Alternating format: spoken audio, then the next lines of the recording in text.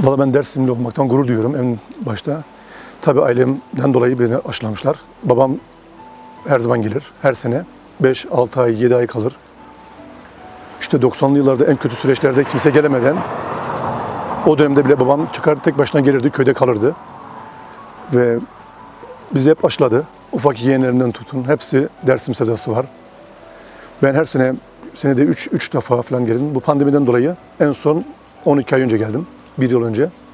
Yoksa her zaman gelen bir insanım. Babam biz küçükken okul dönemlerimizde hep bizimle Zazaca konuşurdu.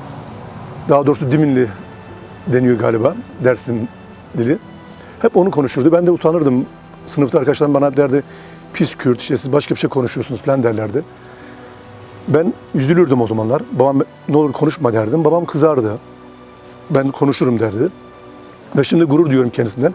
Çünkü bize o dili öğrettiği için şu anda ben konuşabiliyorum da. Hepsini anlıyorum. Ve bizi bu güzel kültüre alıştırdığı için. Ben doğma büyüme oradayım. 45 senedir. Babam 1970 yılında gelmiş Almanya'ya. Yerleşmiş. Ama o da her sene tatilini, işte okul tatillerinde her zaman buraya gelirdik Dersim'e. Hala burada işte kendi evi yapmış. Yani evi 65 yılında yapılan ev. İşte tamirini yapıyor. Geliyor işte bahçe var, bostan deniyor işte. Bostanı ekiyor. Tam gideceği zaman da her şey verimli olduğu anda da bırakıp gidiyor, geliyor öyle. Oradaki komşular işte insanlar artık alırsa aldı. Almancayı fazla bilmez ama bizim dili sırf dili konuşur. Yani oturduğun zaman da hep bizim dili konuşur. Benim yeğenim yarı Alman kardeşimin çocukları. Onlara bile bizim dili konuşmaya başlamış yani. 2 yaşında çocuklarla. Annem o da buralı. Annem de Almanya'da yaşıyor. Annem iyi. Annem bütün işlerini kendi yapabiliyor ama babam biraz daha farklı. O kendisini hiç Almanya'ya kabul ettirememiş. Evde bizim dil konuşulur. Başka dil konuşulmaz. Burada tarımcılık yapılması gerekir. Ya insanların belki de yani bence biraz daha buradaki insanlar daha çok tarımcılığa kendini verseler, gereken yardımı da tabii ki insanlar biz hepimiz yardım etmek isteriz ama buradaki insanlar daha rahatlıktan kaçarlarcasına oluyor. İlla ki biz işte Almanya'ya gidelim veyahut da buraya. Aslında en büyük bence yatırım burada tarımcılık yaparlarsa hayatının çok güzel geçineceğini inanıyorum. Almanya'daki mesela organik türün ürünlere inanmıyorum. Çoğunlukla yani öyle organik yazar ama inanmıyorum. Buradaki harbi organik dediğin zaman Dersim'de olan bir elmayı alırsın. Bizim evde işte Hasan Gazi'de çıkan elma var. Organik, içinde kurtlanmış veyahut da yani tam yetişmiş ve organik olduğu belli.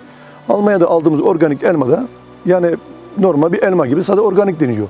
Ve bunlar hepsi hormonlu. Domateslerin veyahut da 10. ayda bir kirazın, çileğin çıktığını ben inanmak istemiyorum. Yani öyle bir şey yok. Organik de olamaz. Tabii organik diye satılıyor ama yok yani öyle bir şey yok. Buradaki olan şey, her şey organiktir ve bunları daha iyi pazarlamasını yapılabilir. Tabii mesela ceviz, biz dün Dersim'de bir yere gittik. Bir arkadaş bizi götürdü sağ olsun fabrikasına. Ve orada ceviz paketlemesini ve cevizleri, üzüm, bunlar burada var ve kimse kullanmıyor. Ağaçlarda hepsi çürüyüp kalıyor yani. Bunları kullanmak şansları büyük.